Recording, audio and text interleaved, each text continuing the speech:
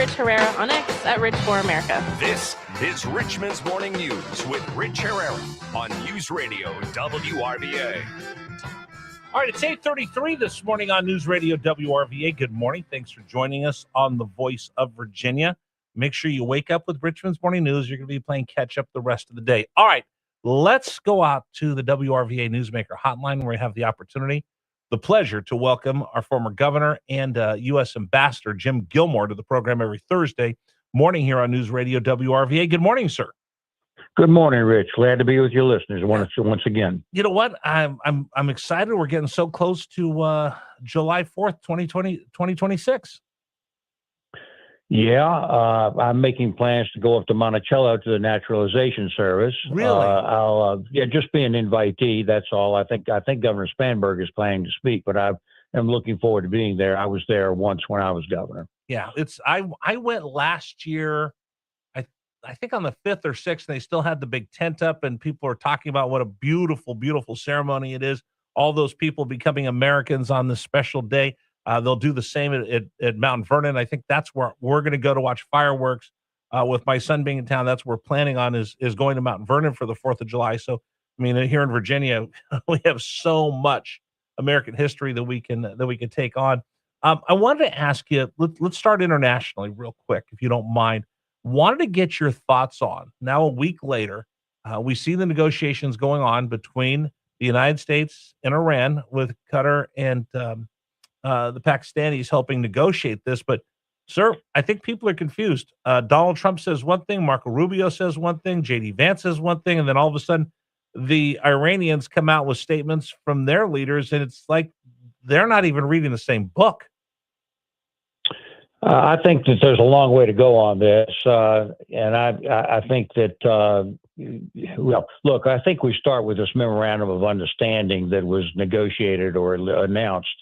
I think it's not a permanent treaty or even a permanent agreement, but it does set the terms down in a way that's troubling. The most important thing is that that Iran is continuing to assert its control over the Strait of Hormuz, which is when all that oil on all those tankers come out of the Gulf and they go into the world market. The president clearly wanted to get that oil moving again in order to try to move down some of the prices of gasoline and oil worldwide and in the United States. The Iranians, on the other hand, are asserting their control. The memorandum basically says, look, we're not going to charge any fees for 60 days. That's in the memorandum of understanding. Well, of course, what that means is after 60 days, they can charge tolls or fees, right? And whether or not that's ever actually done or not, they are asserting their control. And that is very important. Before the war, the straits were an international waterway without any type of interference. Now Iran is determining that they, in fact, want to control that strait. But that's strategically the key issue here. Now, the president has talked a great deal about the nuclear issue as well, and there's a lot of back and forth on that. I'm on the board of the Institute for the Study of War. Their speculation is that Iran will never give up their right to enrich uranium. But if you can eliminate some of their facilities, their infrastructure to do that, and get some international control over this, or American control over this nuclear facilities and dust, so to speak, that would set them back for a long way. But I don't think that so far Iran has agreed to any of that. So I think it's still a work in progress, Rich. Okay, wait a minute. Shame on me. I did not know that you were affiliated with that group. Yes, I'm on the board of directors of the Institute for the Study of War, and that is a nonpartisan group that intends to provide defense and military strategic information without prejudice or partisanship at all. They intend to basically be the public's CIA and give those reports. So it's a good organization, I think. Well, General Jack Keane, correct? That's correct. Yeah. Jack Keane is the leader of that group, together with Kim Kagan. Yes. Yeah, because we'll see General Jack Keane on Fox News all the time. I think he's brilliant, and I always make sure that I pay attention to him.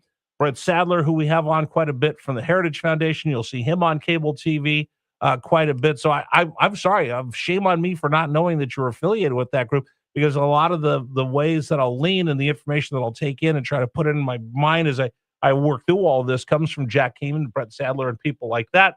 So when that, I'm going to go down this rabbit hole with you, for that organization, when they're laying out what we see, would that be the same type of information a diplomat would get, or someone in the administration, the things that we get from Jack and that group? Yeah.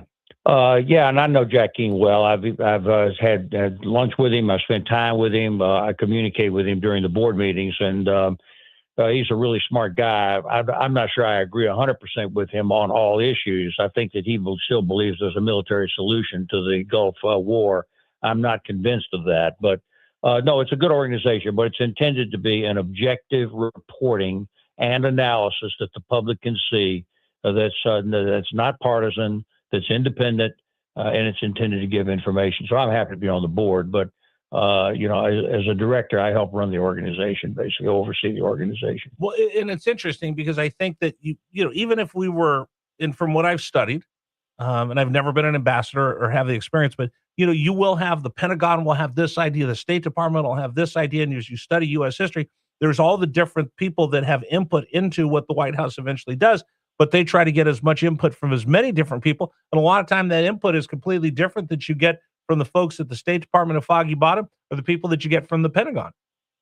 Well, sure. And, the information that's official is often contains classified information, which the public cannot see. Right. But Institute for the Study of War tries to get around all that. They're not using classified information, No. of course.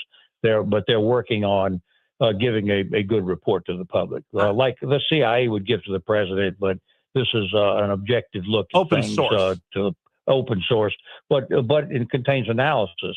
And it does strip away a lot of the politics because, foreign policy is part of politics. That's what I do, too. Right. This strips away a lot of that and tries to give objective information. Well, I always liken them to, and I'm not to belittle what they're doing, but I'll use this as a comparison or analogy, is when the NFL draft comes along, there's a lot of people that want to give you their draft ideas, but I always look to the guys that have actually worked for teams and have been professional scouts, and I look to see what they give me in their scouting reports versus what I see. That's why I kind of look at General Jack Keane and Sadler and people that have been there in the White House, been there in the Pentagon, get their input to come up with this. So where do you think we go over the next 2 weeks, next 3 weeks with the negotiations? Because it just seems like the United States is looking at it with the most optimistic view.